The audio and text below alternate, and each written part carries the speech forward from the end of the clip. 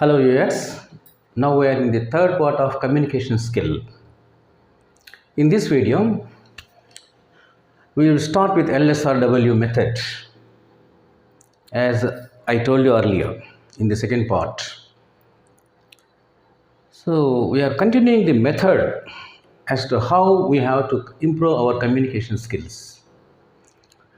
So here LSRW method of learning English language, acquiring communication skills. L, let us take first L.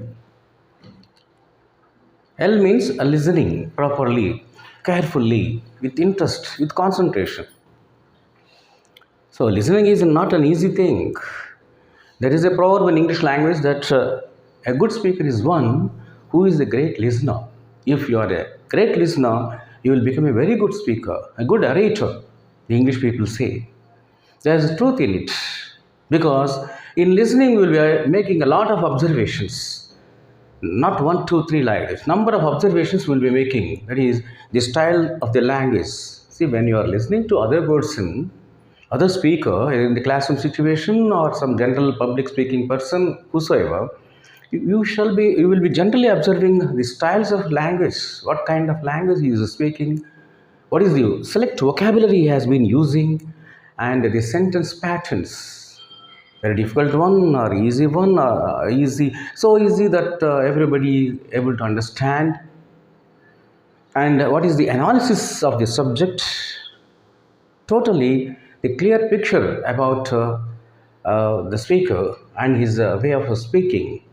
We can make observations, number of observations we shall be making, and we shall be learning by that speaker's speech.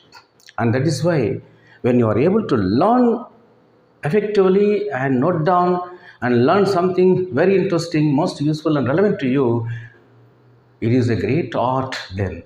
So listening is not an ordinary one. And if you take the second one, that is LS. S means speaking. I shall discuss at the end because of its importance. Now I shall take reading. While reading a book or a newspaper or a magazine, it means that that writer is talking to you.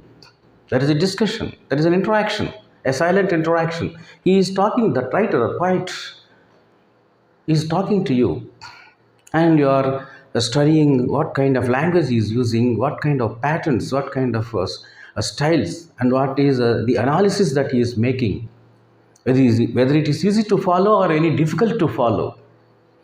All these things we shall be making, we shall be observing. Some people, some writers prefer very lucid styles. Some people prefer medium type, whereas some people prefer very, very difficult type of language. But their interest is like that. And at the same time, while reading, the reader must be able to find out different types of languages. In English language, we shall find different types. That's journalistic language, literary language, communicative type of English, and legal language, and spoken language. Spoken language in novels generally, and R.K. Narayan and Mulk Raj Anand. In such novels we shall be finding very frequently we shall find conversations. There we can find spoken English language.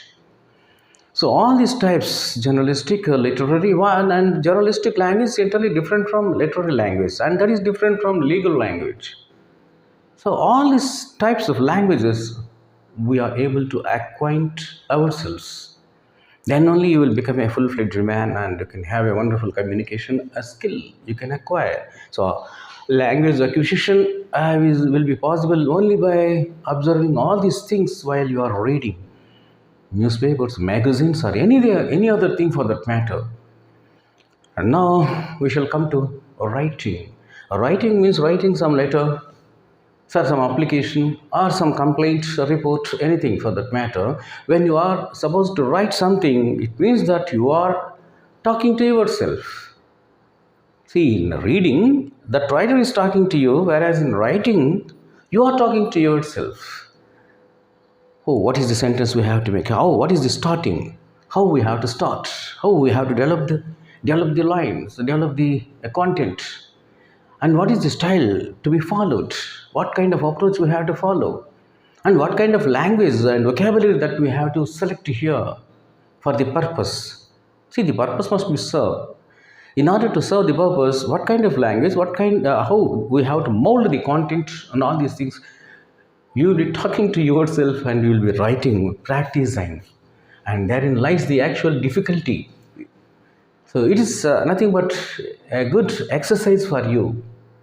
If you write something, automatically you find a number of mistakes in your own language and you will be correcting yourself, and again you will be improving.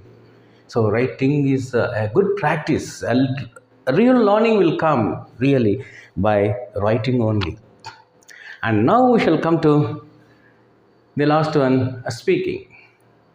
So speaking, as Francis Bacon says, speaking makes man perfect, a full man. A full man can only speak very beautifully, very attractively, enchantingly, convincing others in a convincing way, in a persuasive way, in an attractive way, in an artistic way. So speaking is not an easy thing. On the spot of the moment, nobody can speak. If you are able to speak on the spot of the moment in any context, any school celebration, college celebration, or any other occasion, if you are able to speak, that means you are a full-fledged man. You are a full man, as Bacon says. If you know the above L or W, that is listening, writing, and reading perfectly, if you make a very beautiful observations there, and if you make good exercise, they will become a good feedback for your speaking. So speaking becomes a full man. Only when you are very much acquainted with these skills, the skills which we have referred to in listening, writing, and reading, then only you will become a good speaker, because you will have a number of corrections, alterations, and when you correct yourself and you make corrections while others are committing mistakes, when you receive all this feedback, you will become a good speaker automatically. That's number one. And regarding another method, that is a situational method of acquisition of English language, communication skill. The first one is appreciation. A good situation. See, number of times we will come across the situations like appreciating other people, our fellow being, friends, relatives, our neighbors. When they have achieved something good, something great, you are supposed to appreciate. Not nowadays, our cell phones have come, and because of cell phones, we just put shake hand symbols, laughing symbols, and different symbols, and we simply put, suppose he has informed you that I have achieved this one, I have been successful in that examination, or I have got the post, simply say shake hands, or this kind of symbol, or smiling symbols. So these are stumbling blocks for expressions. You have to express yourself. See, expressing yourself, expression is a great boon to human being. No other living creatures will have that. Only man will have that. You have to utilize it. When you are supposed to appreciate your friend, you have to express. And that is why in the first and the second video, I told you that language plus thought is equal to good communication, I told you. That means you must have a good thought also. If there is a good thought in your mind, that thought will come from your heart. If your heart is really melted, if your heart is really moved to happiness or something, whatever it, moved to some emotion, automatically it will pass on the thought to your mind, and then you will definitely say, you express yourself, yes, marvelous, really great. I wholeheartedly appreciate you. My hearty greetings, my hearty wishes. Congrats on your landslide victory. That way you will be expressing yourself. So the language, the very purpose of the language is that you have to express your hearty congrats, best wishes to your friends and relatives and your neighbors, fellow being. At the time of when the situation comes, situation of appreciation come, you have to utilize your language, communication. But nowadays, the cell phones have become a very serious stumbling blocks to these communication skill. So, expression, that's the point to be noted here is that there must be thought, always thought. If there is a noble thought from your heart, automatically it will be reflected in your language, either spoken or written, whatever it is. So, appreciation is one beautiful situation for you to express yourself, to find a beautiful outlet for your communication skill. And the next one is consolation. When the fellow being, your friends, relatives, neighbors, whosoever, are in distress, they are depressed, they are disappointed in their life, there is some bereavement in their family, for example, you must express yourself very clearly, what is there in your heart, how you have been very much moved to emotion, pathetic emotion. You have to say, yes, I am very much moved. I have been moved to tears on listening to the bad news. Don't feel depressed. Don't lose your heart. Still, there is a lot of time. Opportunity is there. Age is there to achieve. See what John Milton says. What though the field be lost? All is not lost. The courage, the spirit, never to. We can overcome anything with this spirit and challenge. That's what John Milton says in Paradise Lost. So don't lose your heart. We will be with you. See, there are so many expressions exhibiting your consolation, comfort and consolation in times of need. So that is a situational context, consolation, comforting your friend, your relatives, all these people at the time in times of need. There, your communication, best communication, attractive communication skill alone will console them. That is what Sigmund Freud also says, that talk therapy. In the talk therapy, there will be beautiful expression. There will be beautiful, sweet words. See, Lord Krishna says, when you are speaking, it should be like a drizzle of honey. So the power communication is that. If your communication is very powerful, fraught with beautiful drizzles of honey, definitely that will become a very good consolation, comfort to the persons, your fellow being who are in distressed mood, a disappointed or depressed mood.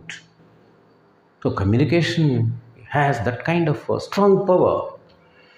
And another one is problem solving. In the problem solving also, when there is a problem, you are amidst a hustle and bustle of life, in a serious predicament in your family or in the family of your friend or a neighbor, you are invited, because you are an educated person, automatically you are invited to come and participate in the problem solving situation.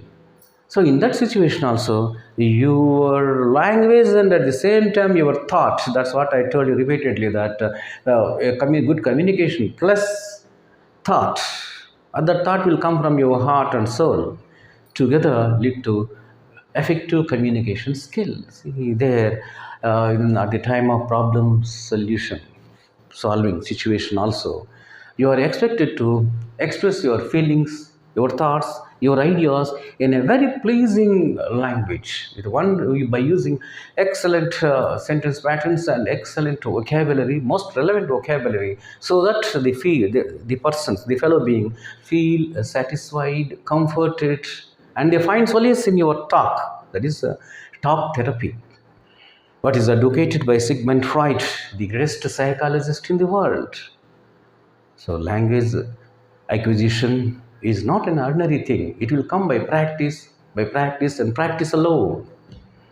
But for that, the most important panacea is a love for the language. That love of the language alone will make you acquire any kind of skill for that matter. Thank you very much for listening.